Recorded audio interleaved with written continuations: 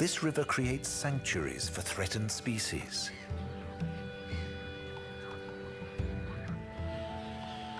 Europe's earliest and oldest riverine forests are found here.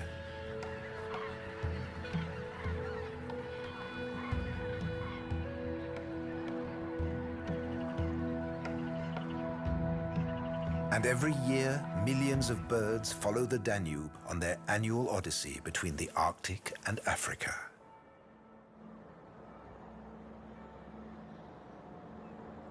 This vital corridor has attracted people for thousands of years.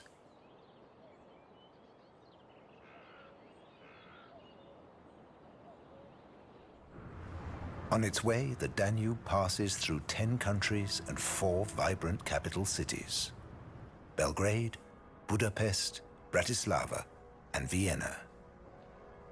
That makes it the most international river in the world.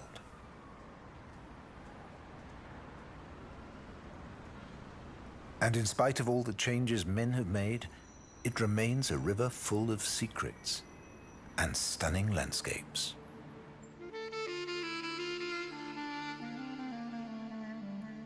The Danube has created a maze of floating islands, lakes, and flooded forests, home to 4,000 animal species and 1,000 kinds of plant.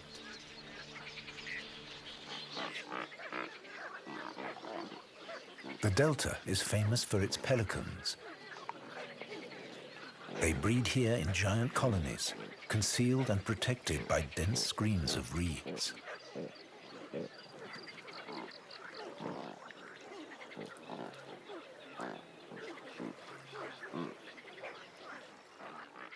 Every spring, 2,500 breeding pairs leave Africa to fly to the delta. Here the Danube flows through Romania and Ukraine to reach the Black Sea. But this powerful river has an awkward birth. Officially, it begins here, in the no-man's land between river and sea.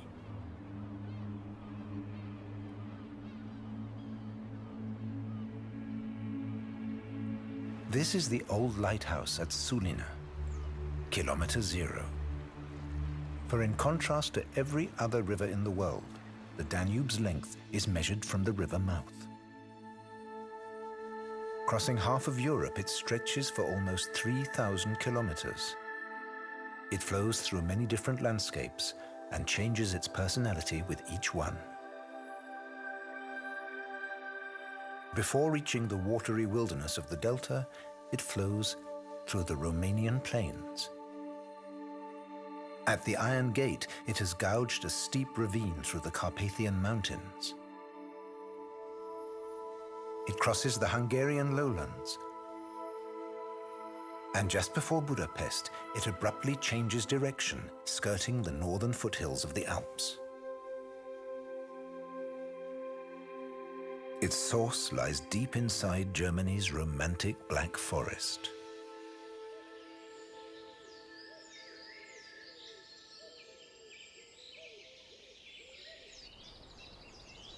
These deep, dark woods conceal a creature from view.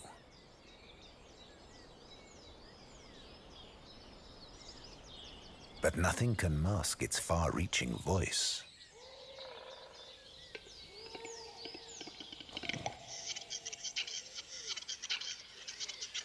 In spring, the call of the capercaillie echoes through the woods.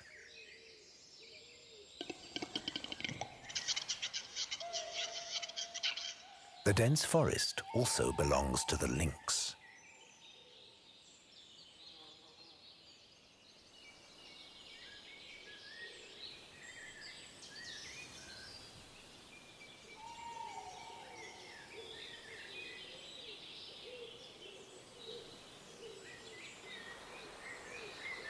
High in these hills, a tiny brook springs to life, the Breg.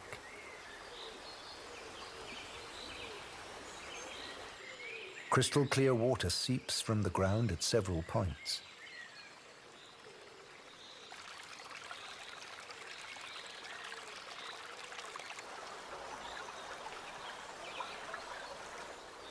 This could be the source of Europe's most powerful river. At least, that's what the plaque says.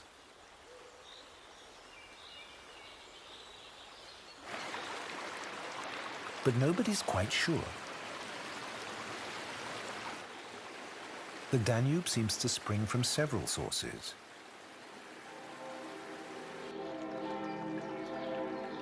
That's why in the castle garden at Donaueschingen, they built a basin to catch the water as it emerged and called this the source. It's as good as any.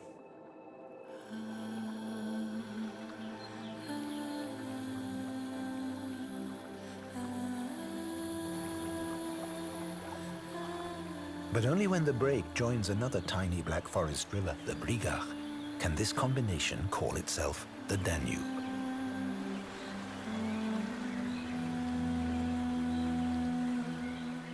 It's the beginning of a mighty river system, Europe's Amazon, that will divide and unite half the continent. But before that happens, the Danube has a major problem to overcome.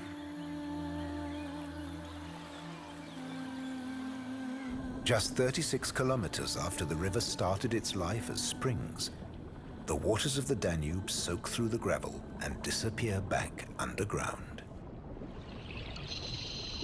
Here, where limestone mountains divide Europe's waters, a war is being waged between the Danube and the Rhine. The Rhine takes the subterranean water to the North Sea and the Danube to the Black Sea. Little by little, the Rhine is winning. They call this underground river the Black Danube. For years, cavers have tried to pin down the precise route of this ghost river. They still haven't succeeded.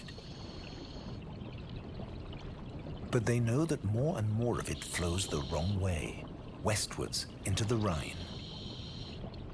One day, the entire cave system will collapse. Then the Danube will be forced above ground, its change of direction there for all to see. But until that happens, the Danube's waters will disappear underground for 200 days a year. It looks as though the river has dried out, but it always returns to continue its journey.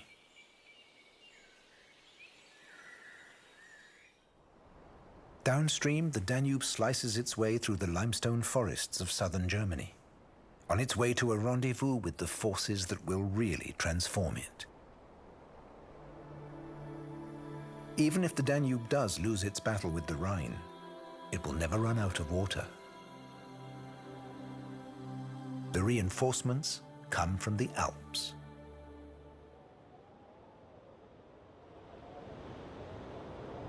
During the winter, huge masses of snow pile up on the Alpine peaks.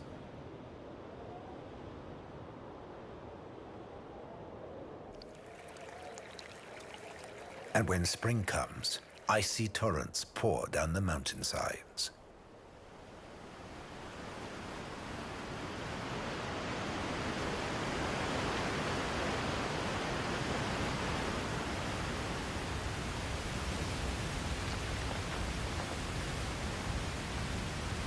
Armed with fine grit, the water polishes the rocks as it plunges down the slopes.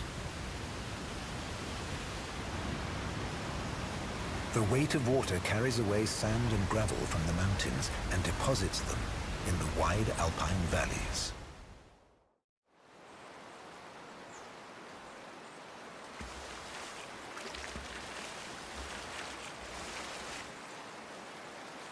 These mountain rivers, on their way to the Danube, are the ideal habitat for otters.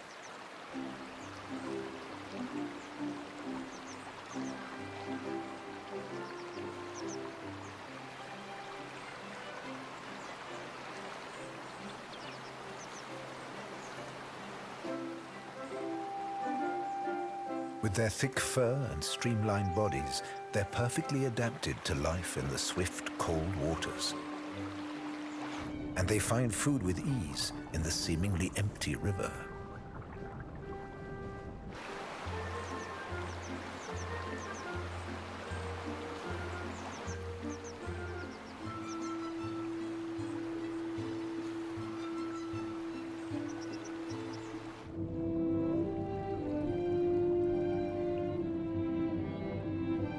In the springtime, the giant Danube salmon leave the main river and swim up these tributaries. So does the nace, a member of the carp family. They swarm upriver, driven by an inner imperative. They must breed before the waters warm in the summer heat. A male Danube salmon carefully approaches a female.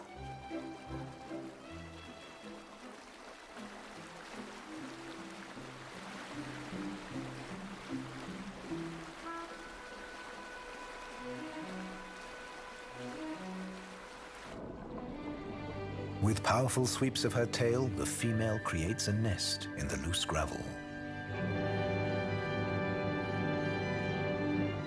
This is where she will lay her eggs.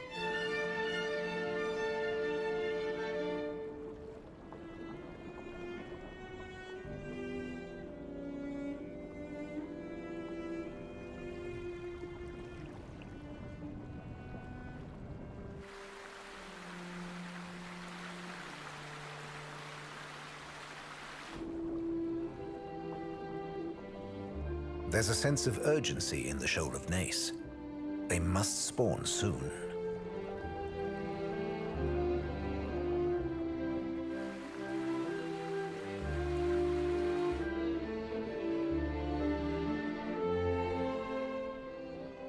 Back with the salmon, the excitement is growing.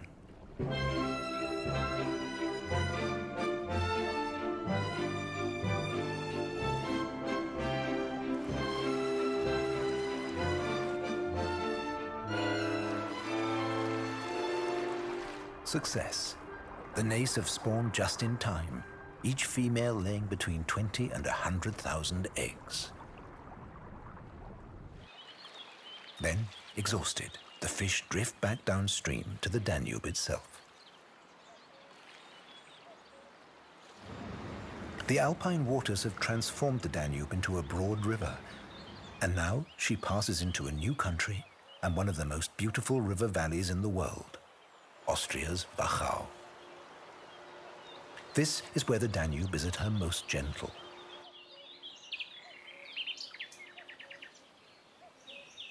It's hard to believe such bright, exotic creatures can be at home so close to an icy mountain range. Bee-eaters and emerald lizards are usually only seen much further south.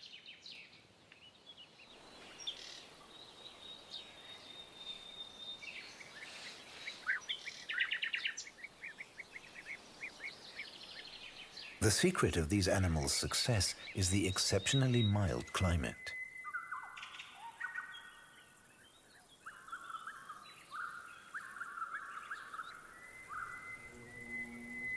The bee-eaters nest in the loess walls of the vineyards, and the gentle Wachau weather keeps them cool in summer. Loess is silt carried down from the Alps like the shingle and gravel.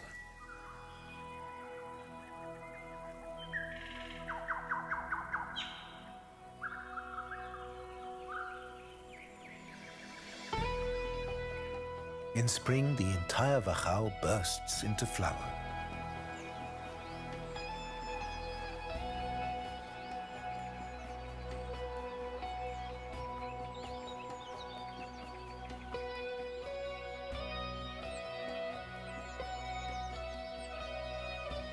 In the fall, the grapes glow, ready for harvesting. The Wachau has an international reputation for its wines. The Danube gives the steep terraced vineyards a special advantage.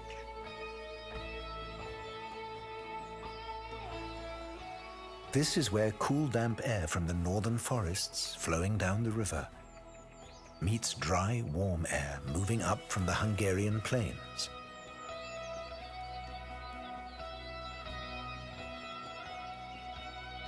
The mix creates the ideal climate for the grapes and the animals.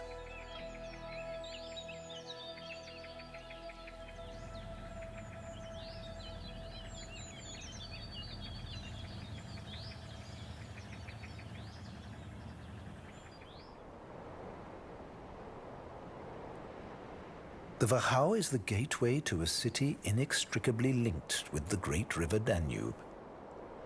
Vienna. As the river's biggest metropolis slowly stirs to life, nearly 2 million people get ready for a new day.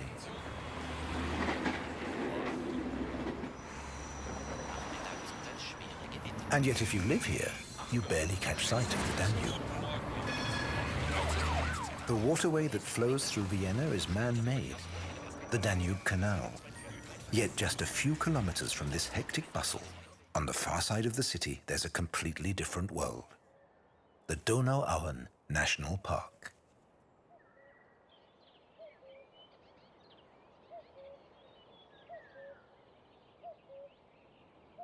Here, the Danube is as wild as its South American counterpart, the Amazon. The national park is home to some of the most species-rich, dynamic habitats in Europe.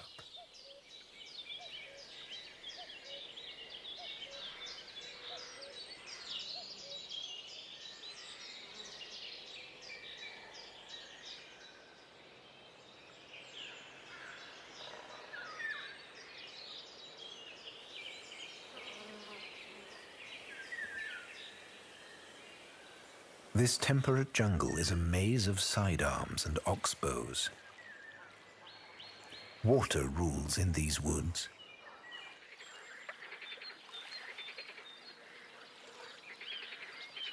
The life of the great reed warbler is largely hidden by the reeds. Here it builds its nest and feeds its young.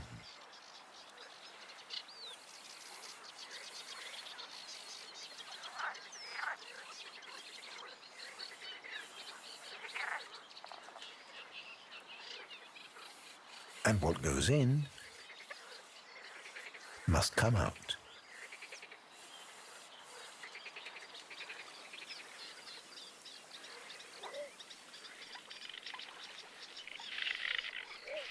The little bittern move through the reeds with great skill. They avoid wet feet, even when fishing.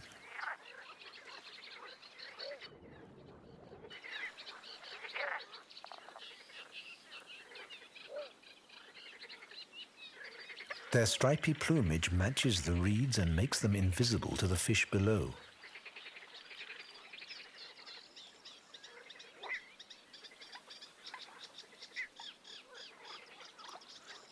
Their chicks are hidden deep in the reed bed.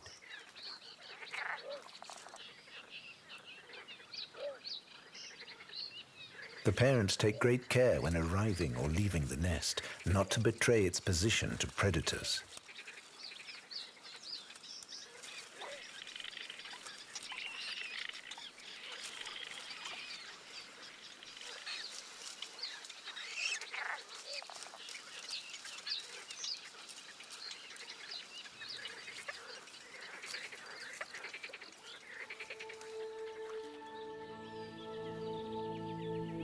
The Danube wetlands form a wilderness between the river and the forest. It's an amphibious world, always in a state of flux. Everything depends on the main stem of the Danube supplying the side channels with water.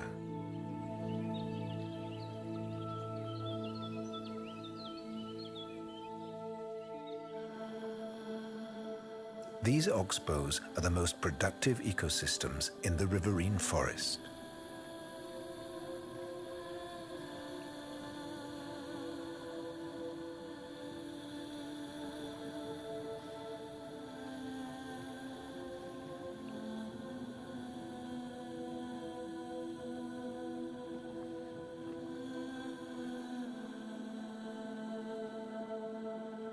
But this watery paradise is under threat. Over many centuries, the Danube has meandered and spread a layer of gravel throughout the flooded forest. That gravel is critically important to all life here. East of Vienna, it's up to 60 meters thick, Europe's largest freshwater reservoir. But gradually, these backwaters are running dry.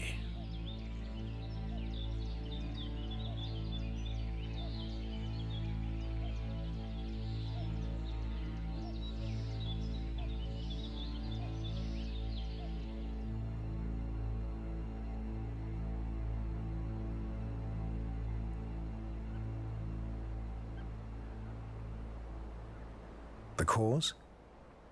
The Danube is digging itself deeper and deeper into its own bed. The water level in the gravel is falling with the drop in the river and cutting off the water supply to the oxbows. Here, east of Vienna, the Danube flows freely.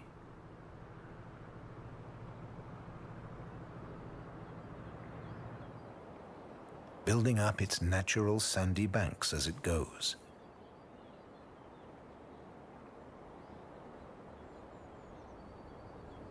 But appearances are deceptive. To reach here, the river had to pass colossal dams.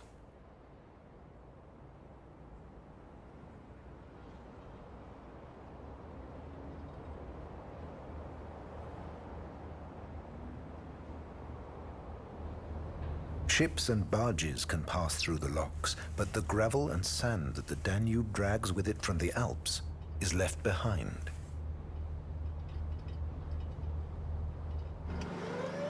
And that's why the river is getting deeper.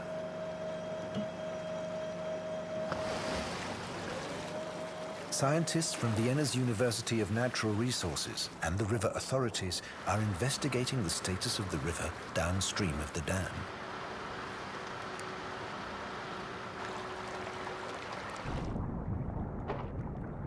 How much gravel is the river transporting?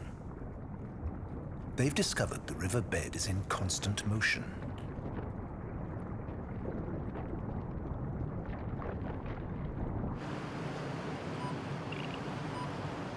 The antenna has detected a signal. The receiver, combined with GPS, can pin down the precise source.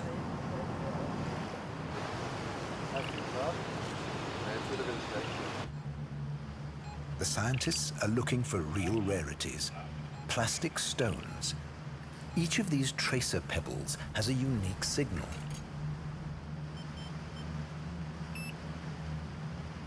They're thrown into the water at predetermined points to check how and where the river's gravel is moving. The amazing discovery is that each pebble migrates about 3 kilometers a year. Doppler sonar can portray every centimeter of the riverbed. Combine this with information from the plastic pebbles, and there's enough data to make an exact 3D model of the empty Danube. Shingle and gravel bunch up into dune-like shapes traveling downriver. 800,000 tons a year is transported downstream in this one section of the Danube, and there's no new gravel to follow from upstream. The riverbed is deepening. This information has allowed the river's engineers to develop measures to stop the Danube digging itself ever deeper. They collect gravel downstream and release it upstream. –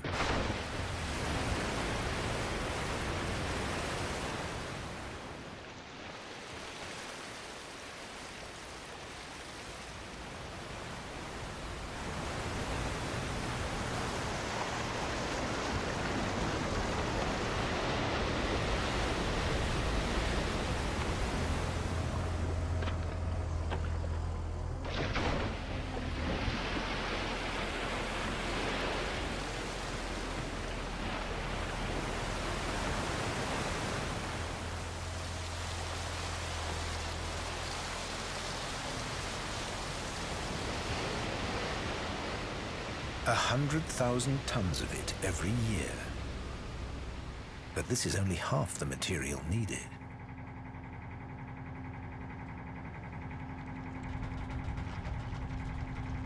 The fight against the deepening riverbed will never end. All they can do is get more efficient. Experiments are underway to add larger, heavier gravel to try to reduce the erosion.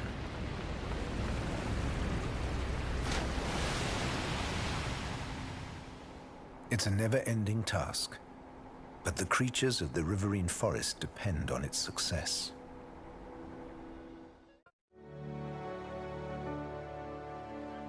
Just after Bratislava is a barrier of concrete and steel that has proved highly controversial, the Gabčíkovo power station.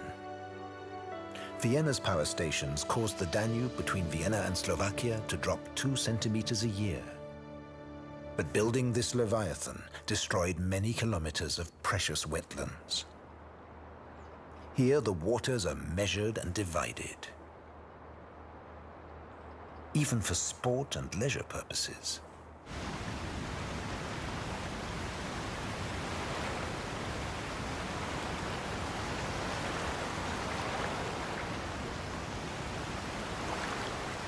This is no longer a river, it's just water, channeled between artificial barriers. And underwater, the wildlife has changed too.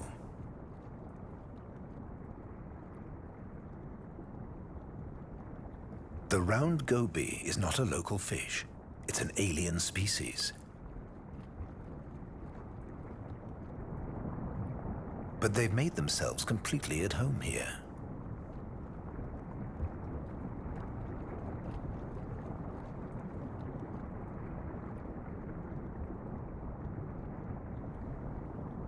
They came all the way from the Black Sea. Freight barges brought them in their ballast water.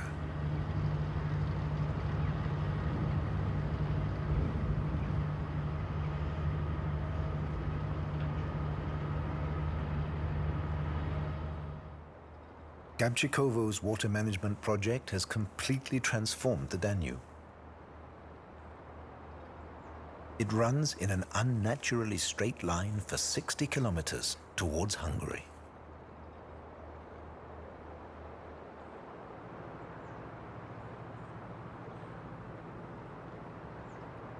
But the Danube has never kept to a single course for long. Millions of years ago, this power station would have been beneath the waves of an ancient sea. And this was where the Danube ended. But then the weight of the water broke through the Carpathian Mountains, and the Danube flowed on toward the Black Sea, growing by 1,000 kilometers. Now one important tributary remains, the Tisza.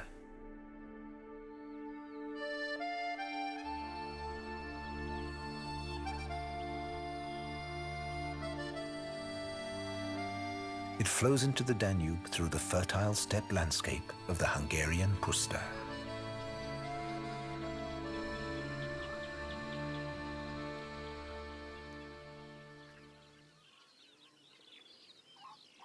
But in April, the Puszta's boundless meadows belong to strange birds. And their even stranger mating rituals. Great bustards. The cocks puff themselves up to impress the females.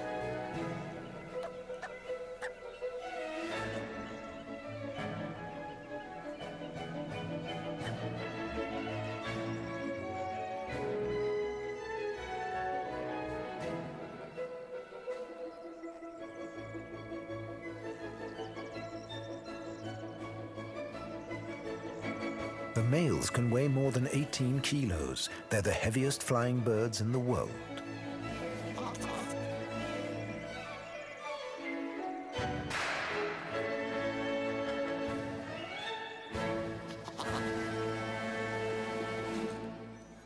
These wide-open plains are important breeding grounds for many species of threatened steppe birds.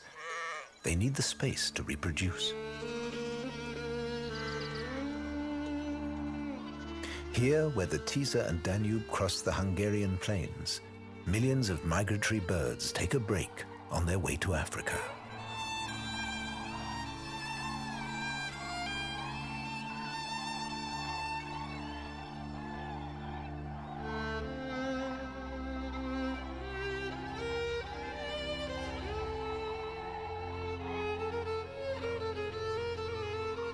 They've come to replenish their energy for the long flight south.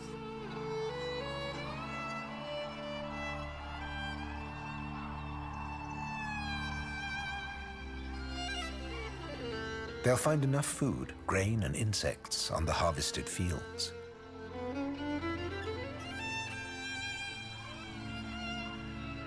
The Tisza moves sedately towards its appointment with the Danube. But below the surface, a rare drama is about to play out. One day in early summer, when the temperature, humidity, and air pressure are exactly right, miniature monsters emerge from the silt of the riverbed. Mayfly larvae. They leave the water and fly to the nearest bush on the riverbank.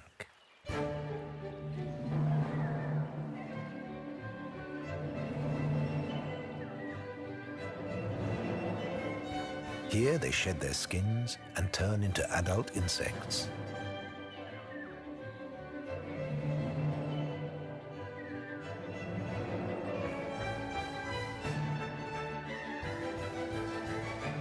The males emerge first.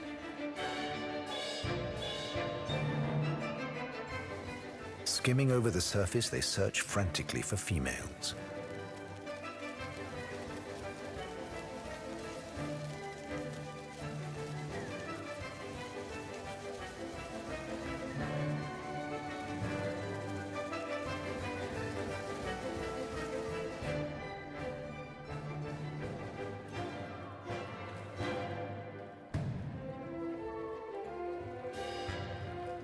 A half hour later, the first longer-tailed females appear.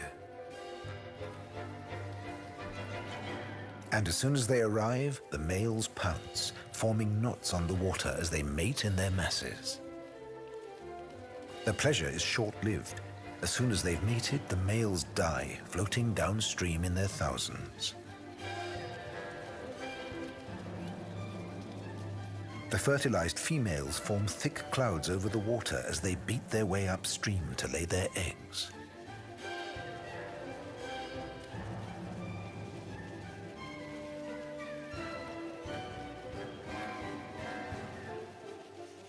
Each female lays about 9,000 eggs, and the current will deposit them in the mud of the riverbed, exactly where their parents emerged just 2 hours before.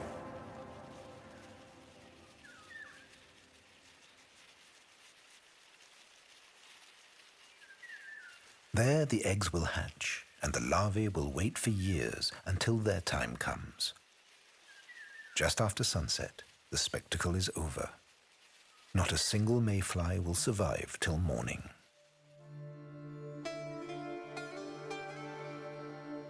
The Danube leaves the spectacle of the mayflies and the puster behind and flows towards the Carpathian Mountains.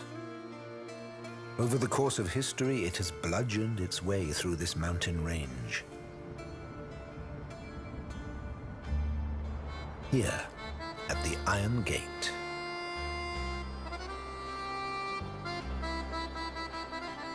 The Danube is squeezed between Europe's highest ravines. The cliffs rear 300 meters out of the water.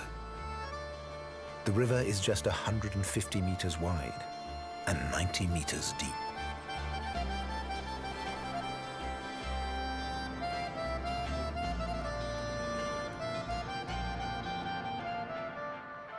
For the Danube bargemen, the Iron Gate marked the border of Europe. This was the most arduous and dangerous stretch of the river. The twists and turns and underwater rocks created permanent fierce rapids, dangerous flotsam, and powerful riptides.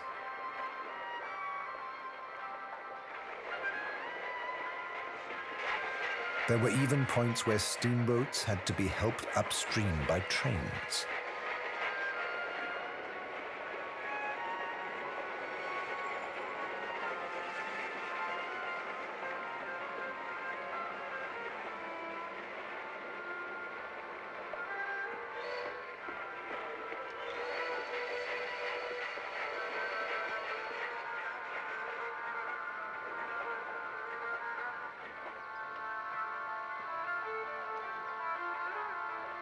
At the entrance to the Iron Gate, the fishermen cast their nets.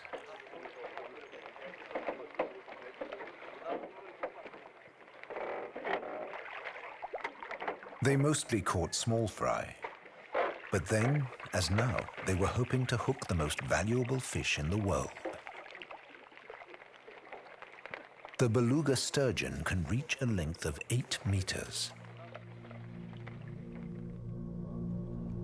The income from one female fish full of kilos of caviar could support a fisherman and his family for years. These huge fish once swam far upstream to their spawning grounds beyond Vienna.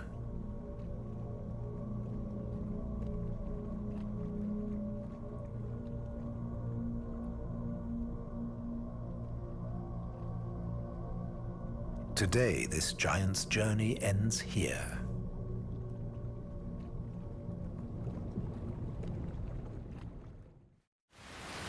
In the 1970s, the Danube 1 dam was built, and the wild waters of the Iron Gate were tamed. But it's a barrier the sturgeon can't pass, and if these giants, which live up to 100 years, aren't able to reach their spawning grounds, then the species may be heading for extinction. But the dam is important, for it provides almost the entire electricity supply to 2 countries, Romania and Serbia. 17,000 people were rehoused as the raging cataracts were transformed into a 150-kilometer-long lake.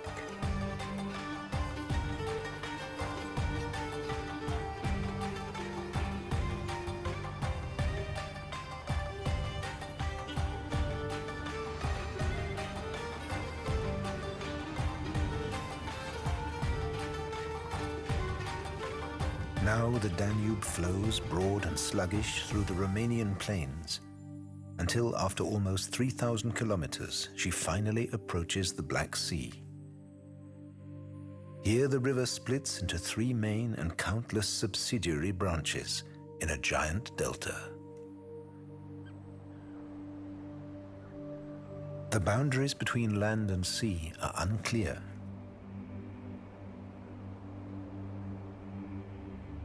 At the coast, all is ambiguous, and the embankments are needed to guide the ships into the navigable channels.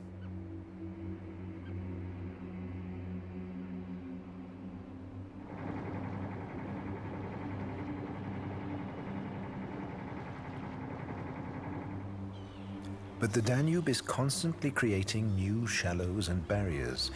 Where a few years ago there was sea, today there is a chain of sandbanks.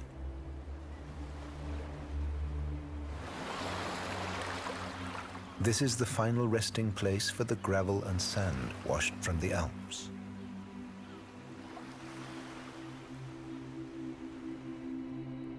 For the birds, this new territory is a paradise that is immediately occupied.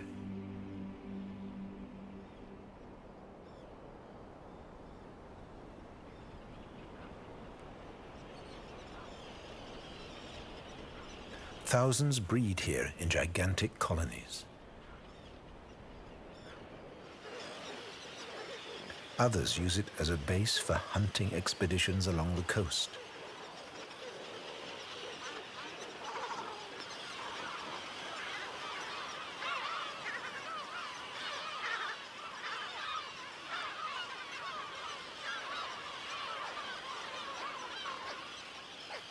Waders probe the mud for worms and other small creatures.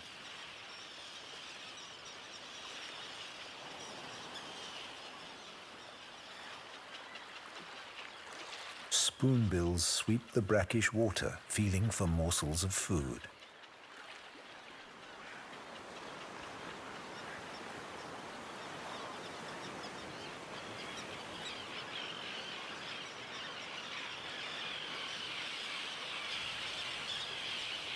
Thousands of terns breed in crowded colonies.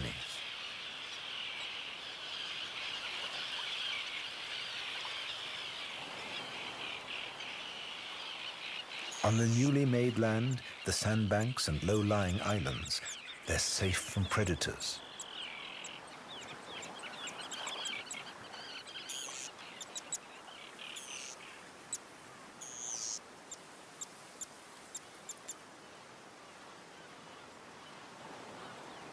With no foxes to worry about, they can lay their eggs on the ground.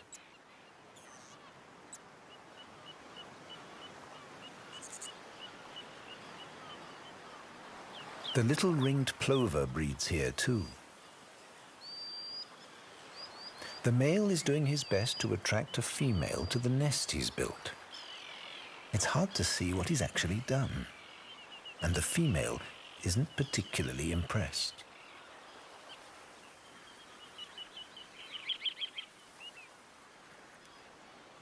But he won't give up that easily.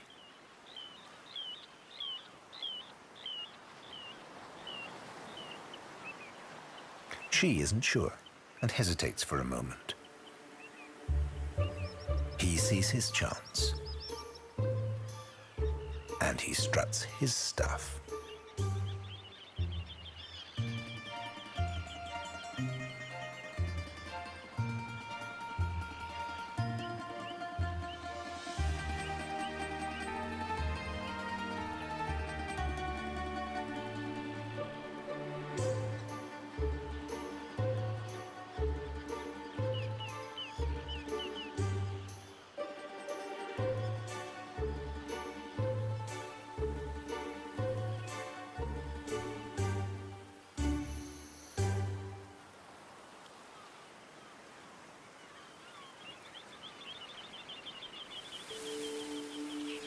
The breeding season in the Delta lasts until August, when many of the birds will depart for their winter quarters in Africa.